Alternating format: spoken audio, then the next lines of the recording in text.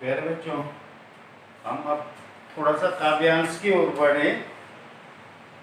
तो जैसा कि आपके सामने शीर्षक दिया गया है, सहर्ष स्वीकारा है। सहर्ष हर्ष के साथ खुशी खुशी से स्वीकार करना, ये चैप्टर का अर्थ है।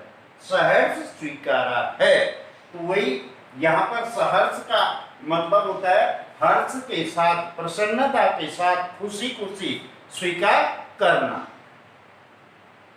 तो काव्यांश के बारे में थोड़ा सा मैं प्रकाश डालूं तो गजानन माधव मुक्तिबोध ये कविता के,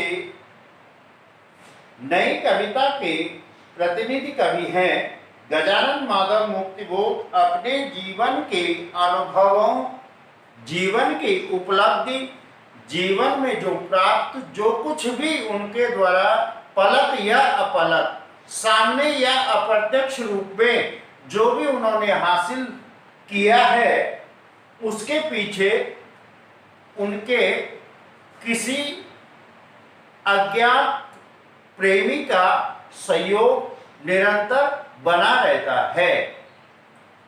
अब वो अज्ञात प्रेमी कोई भी हो सकता है, ये अभी काव्यांश में पहले स्पष्ट नहीं है, लेकिन बाद में ये रहस्य खुल जाता है। लेकिन कवि ने पहले ये इसको रहस्यात्मक ढंग से प्रस्तुत किया है। वो अनजान है, अनभिज्ञ है, पता नहीं कौन है, जो कवि को हर पल हर क्षण अपने प्रेम से आच्छादित किए हुए रहता है। तो कवि इसी परिप्रेक्ष्य में कवि ने रचना की है कि भाई जो प्रेम का संयोग है, अब कवि उस प्रेम के संयोग से दूर जाना चाहता है और स्वयं आत्मनिर्भर बनना चाहता है। लेकिन वो ऐसे ऐसे जगह जाना चाहता है, पाताली अंधेरी गुफाओं में घुस जाकर, जहाँ घनघोर अंधेरा हो, जहाँ प्रकाश नाम का कोई उजाला या कोई भी वस्तु या कोई भी उपयोग करने वाला प्रकाश न हो, ऐसी जगह पर जाने के लिए कवि आतुर हो जाता है। लेकिन कवि के अंतर मन से ये बार बार एहसास होता है कि अगर मैं अंधेरी गुफाओं में भी जाऊं तो वहां पर भी मेरा प्रेमी का सहयोग निरंतर मुझ पर बना रहेगा, और मैं उस अंधेरेपन में भी न भुलाने के बजाय मैं अंधेरेपन में जो समय भी बिताना चाहूँगा, उस समय बिताने में भी प्रेमिका का सहयोग निरंतर मुझे मिलता रहेगा। तो ये इसी प्रकार से कवि ने इसी उधेड़ बुंद में कि कवि का जो अदृश्य प्रेम है, जो जिसको कवि केवल महसूस करता है और बाहर से प्रकट नहीं हो पाता है, सामने नहीं है, इस अदृश्य प्रेमी के से कवि जो है बचना चाहता है, फिर भी उसको वहां पर उसी का सहयोग मिलता है।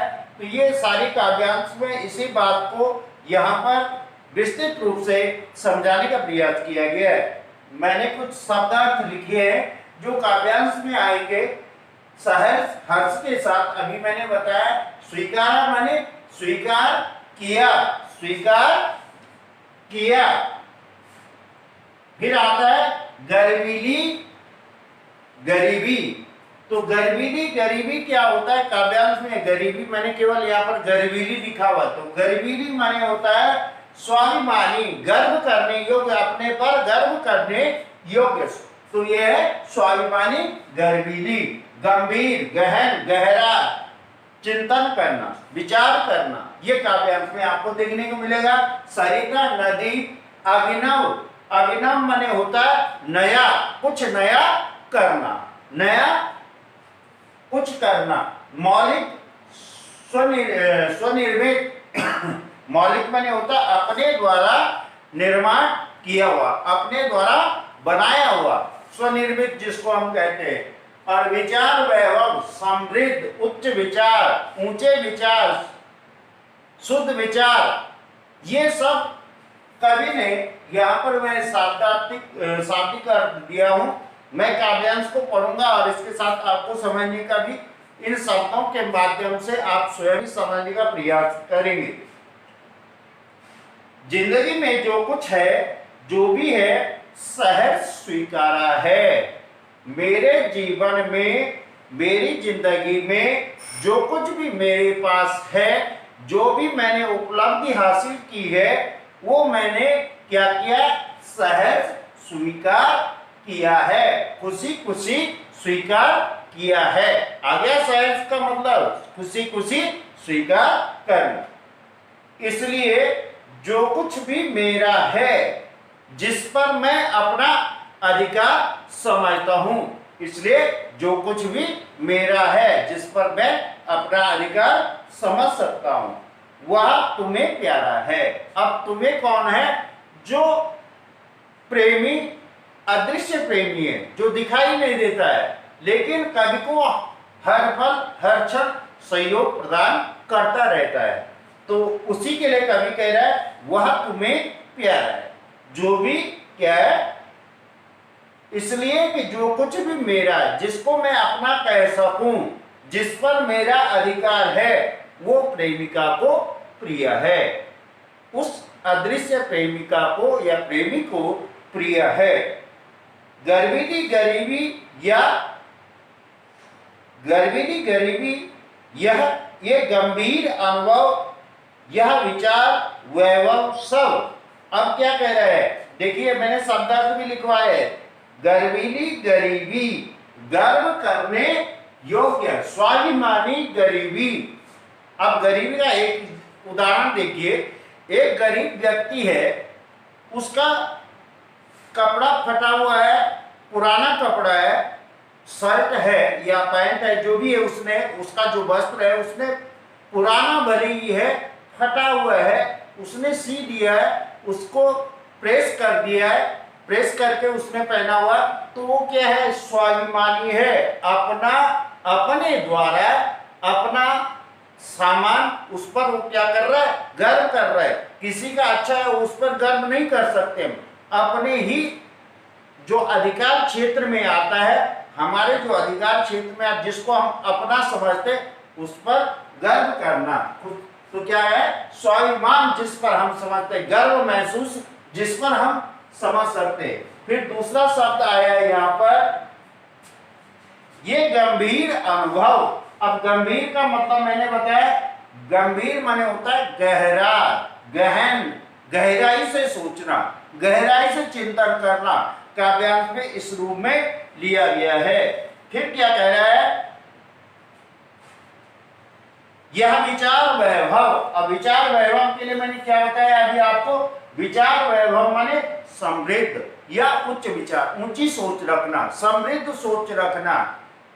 आगे बात समझिए। तो उसके लिए क्या कह रहा है? विचार वैभव, दृढ़ता, आत्मविश्वास या भीतर की सरिता। भीतर की सरिता, सरिता माने अभी मैंने लिखा हो यहाँ पर नदी, सरिता माने नदी। विचारों का जो विचार क्या है? विचार क्या है? गंभीर है, गहन है, और क्या है? वैभव, समृद्ध विचार, उच्च विचार है, सोच विचार है। इनकी सरिता, नदी, जो मन में नदी बहती है, मन के अंदर की बात कवि कर रहा है। तो दृढ़ता यानी आत्मविश्वास, भीतर की सरिता, मन के अंदर के भाव, विचार, चिंतन, विचार करना, गहराई से सोचना, समृद्ध सोच रखना, ऊंची सोच रखना, ये सरिता जो है नदी के समान जो है मौलिक है, मौलिक है। और मौलिक क्या है? अपने द्वारा निर्मित। मौलिक माने अपने द्वारा निर्मित, अपने द्वारा बनाए हुए। तो क्या कह रहा है? मौलिक है, मौलिक है, मेरे द्वारा निर्मित है, मेरे द्वारा निर्मित है। इसलिए कि पल पल में जो कुछ भी जागृत है, यानी पल पल, क्षण क्षण में जो भी जागृत है, दिखाई दे रहा है, पलक अपलक संवेदना तुम्हारा, ये जो कुछ भी मेरे अंदर ये विचार वैभव चिंतन दिखाई, जो सामने दिखाई दे रहा, जो नहीं भी दिखाई दे रहा, उस पर किसका अधिकार है? प्रेमी का अधिकार है। तो उसी के लिए कह रहा है वो संवेदन सब क्या है? प्रेमी का है। अगले काव्यांश में कह रहा है यहां पर उस प्रेमी से कभी अपने संबंध के बारे में इस काव्यांश में प्रस्तुत कर रहा है कि मेरा उससे क्या संबंध है। तो क्या कह रहा है? जाने क्या रिश्ता है, जाने क्या नाता है, मेरा तुमसे क्या संबंध है, क्या रिश्ता है, ये मुझे पता नहीं। जितना भी उड़ेलता हूं भर भर फिर आता है। मैं जितने विचार वैभव चिंतन भार व्यक्त करता हूं वो हृदय के अंदर जो है, मेरे मन के अंदर जो है और भी भर भर करके आ जाता है। दिल में क्या झरना है, मेरे मन में न जाने एक झरने के समान जो निरंतर झरना क्या होता है? बहता रहता है। उसी प्रकार से मेरे मन से जो विचार वैभव चिंतन जो है मेरे अंदर से, मन के अंदर से निरंतर बहता रहता है। तो क्या है? एक झरने के समान है। दिल में क्या झरना है? मीठे पानी का सोता है।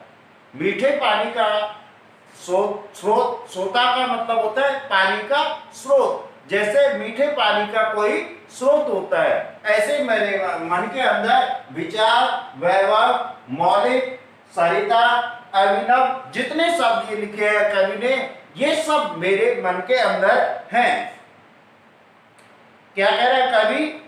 भीतर वह ऊपर तुम। मन के अंदर ये विचार चिंतन वैभव है और बाहर से प्रेमी का जो प्रकाश है, प्रेमी का जो प्रेम है, उससे आच्छादित हूं। फिर क्या कह रहा है?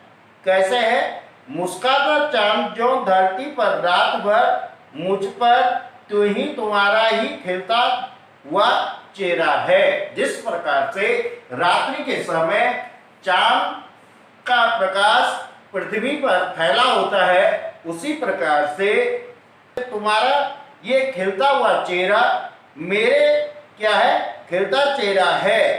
तुम्हारा ही खिलता चेहरा मेरे पर प्रकाश मान है। जिस प्रकार से चंद्रमा का प्रकाश पृथ्वी को आच्छादित कर देता है, उसी प्रकार जो तुम्हारा चेहरा है वो मुझे क्या कर देता है? अपने प्रकाश से आच्छादित कर देता है। अगले काव्यांश में कह रहा है ये सचमुच मुझे, अब का कवि क्या कर रहा है? ये सब जो प्रकाश से आच्छादित है, मन के अंदर विचार वैभव, बाहर से जो प्रेम का सहयोग, प्रेम का जो प्रकाश है, इन सब से दूर हो जाना चाहता है। तो कवि क्या कह रहा है? सचमुच मुझे दंड दूं कि मैं कि भूलूं, मुझे इस प्रकार का दंड दे, भले वो दंड क्या होगा? असहनीय होगा, सहन करने योग्य नहीं होगा, लेकिन मैं उस दंड को स्वीकार करना चाहता हूं। कैसा दंड? ऐसा दंड मुझे मिलना चाहिए कि मैं तुम्हें भूलने का दंड लेना चाहता हूं। प्रेमी को भूलने का दंड कवि स्वीकार करना चाहता है, भूलना चाहता है। क्योंकि कवि क्या है यहाँ पर? आप सोच रहे होंगे कि कवि कह रहा है कि मुझे दंड लेना चाह रहा है, और एक और कवि कह रहा है कि प्रेम से आच्छादित है। तो कवि क्या है? प्रेमी का जो सहयोग हर पल हर क्षण कवि को मिलता रहता है, उस प्रेम से कवि क्या होना चाहता है? अलग होना चाहता है, आत्मनिर्भर बनना चाहता है। प्रेमी का सहयोग यहाँ पर नहीं चाह रहा है इस काव्यांश में, इसलिए वो कवि क्या है? भूल जाने की बात कर रहा है। तुम्हें भूल जाने की दक्षिणी ध्रुवी अंधकार अमावस्या। दक्षिणी ध्रुव पर मतलब होता है दक्षिणी ध्रुव पर छाने वाला गहरा एवं घोर अंधेरा, ऐसी जगह पर मैं चला जाऊं। फिर क्या कह रहा है? शरीर पर, चेहरे पर, अंतर में, पालू में, झेलू में, उसी में, नहानू में इतना अंधेरा हो कि क्या हो जाए? पूरे शरीर पर जो है अंधेरा छा जाए, प्रकाश का कोई नामो निशान न रहे। चेहरे पर, अंतर मन के अंदर भी, झेलूं मैं उसको सहन करूं, मैं उसको सहन करूं, उसी से उस अंधेरे से मैं नहा लूं। ऐसी इच्छा कवि ने इन कविता की पंक्तियों के माध्यम से किया है। अब अगले काव्यांश में कह रहा है कवि, इसलिए कि तुमसे ही प्रविष्टित आच्छादित रहने का रमणीय उजेला, प्रविष्टित होता है चारों ओर। क्या है? प्रविष्टित का मतलब होता है चारों ओर से घिरा हुआ, प्रेम के प्रकाश से चारों ओर घिरा हुआ, इस भाव से यहाँ पर कहा गया है। आच्छादित माने होता है छाया हुआ, पूरी तरह ढके हुए हैं। आच्छादित छाया हुआ, पूरी तरह से ढका हुआ, उसी प्रकार से रहने का रमणीय उजेला। रमणीय माने होता है मनोरम, सुंदर, रमणीय उजेला।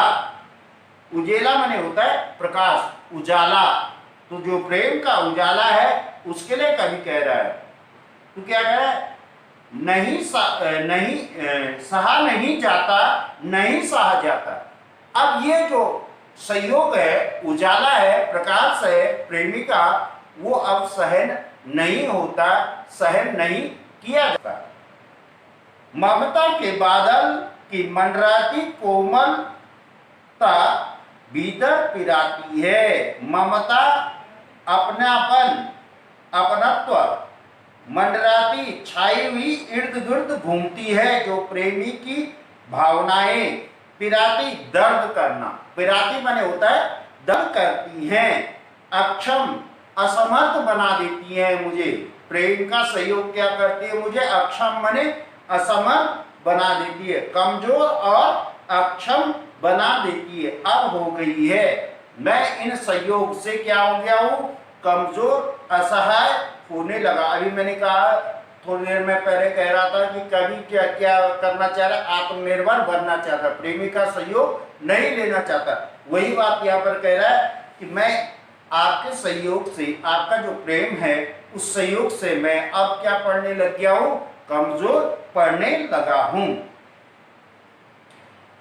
आत्मा यह छरपराती छाती की भव्यता डराती, भविष्य की ओर मुझे आशंकित करती है। भविष्य की ओर मुझे डराने लगती है। ठीक है, भव्यता माने भविष्य की आशंका, आने वाले समय के संबंध में सोच रखना। तो ये कह रहा है यहाँ पर। फिर क्या कह रहा है कवि? भव्यता डराती है, बहलाती है, सहलाती है, आत्मीयता बर्दाश्त नहीं होती। ये जो प्रेम है, ये संयोग बार बार क्या करता है? सहलाती दर्द कम करती है, बहलाती प्रसन्न करती है, आत्मीयता अपनापन बर्दाश्त सहन नहीं होता। आत्मीयता मुझसे अब सहन नहीं होता। जो दर्द को कम करे, प्रसन्न करे, ये मुझे अब सहन नहीं होता। क्योंकि क्यों नहीं सहन होता? क्योंकि कवि को क्या है? भविष्य की आशंका से कवि भयभीत हो रहा है। क्योंकि कवि क्या करना चाह रहा है? स्वयं आत्मनिर्भर बनना चाहता है। अगले काव्यांश में कह रहा है, सचमुच मुझे दंड दो कि हो जाऊं पाताली अंधेरी की गुहाओं में बिगड़ूं। अब क्या कह रहा है कवि? कि जो पाताल लोक की जो अंधेरा है, उस अंधेरे में मैं खो जाऊं। दंड दो, सजा दो, मैं इस दंड को सहन करने के लिए तैयार हूं। पाताली अंधेरे की गुहाओं में बिगड़ूं, विचरण करूं। बिगड़ूं माने विचरण करूं, धुएं के बादलों में बिल्कुल मैं लापता हो जाऊं। जो धुआं है उसमें मैं गायब हो जाऊं, खो जाऊं, लापता हो जाऊं, ऐसा कभी कामना कर रहा है। लापता की वहां भी तो तुम्हारा ही सहारा है, फिर लापता हो जाऊं, अंधेरे में खो जाओ, फिर वहां पर भी अगर कुछ नहीं रहेगा तो क्या होगा? प्रेमिका की याद आएगी, फिर आपका सहयोग मुझे वहां पर भी मिलेगा। तो इसी बात को कह रहा है कि वहां पर भी क्या है? इसलिए कि तुम्हारा ही सहारा है, इसलिए कि जो कुछ भी मेरा है यह मेरा होता सा लगता है, या जो कुछ है कभी कि सचमुच मुझे दंड दो कि हो जाऊं पाताली अंधेरे में, गुहाओं में बिगड़ूं, धुएं के बादलों में बिल्कुल लापता हो जाओ। ऐसा काम ना कर रहे कभी कि मैं अंधेरे में, पाताल लोक की जो अंधेरा है उस अंधेरे में मैं गायब हो जाऊं, विलुप्त हो जाऊं। फिर लेकिन कभी क्या करे, दूसरी बात क्या, सहारा मिलेगा जब मैं कुछ नहीं अंधेरे में गायब हो जाऊं तो प्रेमिका की याद आएगी और तुम्हारा ही सहारा मुझे प्राप्त होगा। सभी वह तुम्हारे ही कारण के कार्यों का घेरा है, तुम्हारे ही कारण का घेरा। मूल प्रेरणा मैंने फैलाओ, और जो तुम्हारे ही कारण से अभिप्राय है मूल प्रेरणा। प्रेरणा क्या है? प्रेमी, प्रेमिका, उसी की प्रेरणा की बात कवि कर रहा है। फैलाओ, वैभव, समृद्धि, ये सब कुछ क्या है? प्रेमी के कारण हुआ है। तो क्या है, कवि क्या कह रहा है? अब तो जिंदगी में जो कुछ था, जो कुछ है, सहज स्वीकारा है। जो कुछ मेरे जीवन में है, जो कुछ मैंने हासिल किया है, जो कुछ मैंने प्राप्त किया है, उसको मैंने सहज स्वीकारा है। हंसते हंसते प्रसन्नता से स्वीकार किया है, इसलिए कि जो कुछ भी मेरा है वह तुम्हें प्यारा है। मेरे पास जिसको मैं अपना अधिकार क्षेत्र के अंतर्गत मानता हूं, जो मेरा अपना है, वो सब क्या है? उस पर किसका अधिकार है? वह प्रेमिका को प्रिय लगता है। तो यहीं तक ये काव्यांश था। ये काव्यांश आपको पूरा हुआ और आप, उम्मीद है कि आपकी समझ में आया होगा। धन्यवाद। दूसरा वाला वीडियो, 2 वीडियो है ना।